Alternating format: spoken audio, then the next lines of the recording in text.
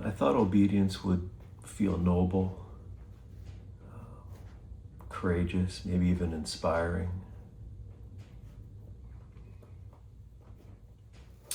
But I think what I've learned is that obedience is often much quieter.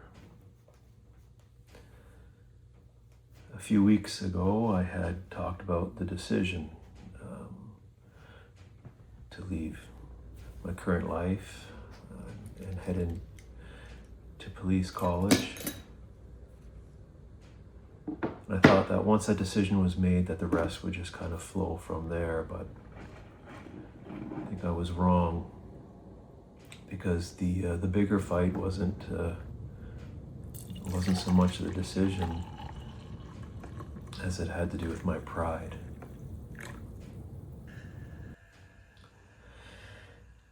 You see, obedience demanded that I start at the bottom again. And that wasn't just a change in uniform, but more of a change in posture. I remember one afternoon, I was at the recruit residence. I was going through the hall and was passing another recruit, and I just noticed on his leg he had a tattoo, and it said 1977. So I got excited and I said, "Hey, that's when I was born. What's the significance of that for you?" And he kind of looked at me a little bit awkwardly and was like, "That's the year my parents were born." And I think that moment hit me pretty hard. I wasn't just starting at the low rank. I was starting over. I was starting over in a generation that measured life much differently than I do. I mean, most of the recruits were younger than many of the memories I carry from high school. And our instructors, some of them were my age, but most of them were younger. And here I was trying to blend in. And that was humbling. That was definitely humbling. But obedience, it wasn't asking me to blend in, to fit in. It was asking me to be faithful. And I think for me, that's when obedience stopped kind of being a word that I liked and became more of something I was able to see as a cost. And that cost was laying down my ego for a purpose. And the hardest part, it wasn't the physical training, it wasn't the fitness. I mean, that part I could control. I spent all the weeks and months upcoming just training every day, working out, and I arrived in the best shape of my life. So the fitness wasn't the issue. I think the hard part was being seen learning. Every mistake, every awkward question, every reminder that I wasn't the expert anymore. I think the more I stopped trying to protect my reputation, I think the freer I felt.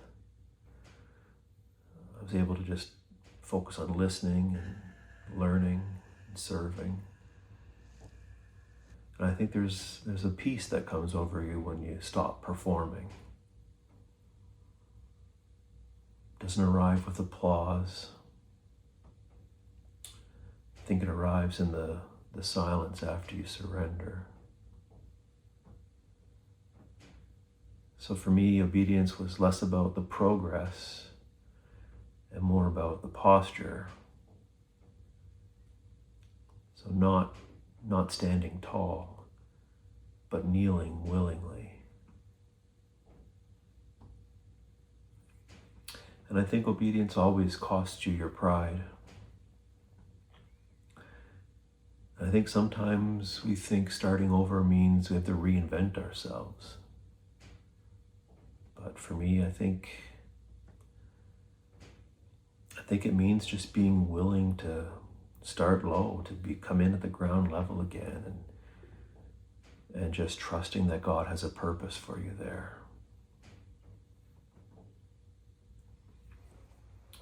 So if you're starting over, changing careers later in life, or even just considering changing a career later in life, my suggestion to you would be, don't let the comfortable of your everyday stop you from doing what you know you're called to do.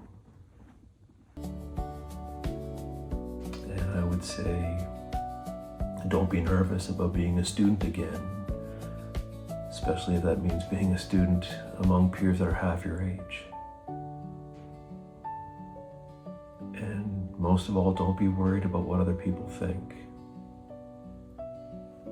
Just stay quiet, learn again. I think if you believe that faithfulness is stronger than perception,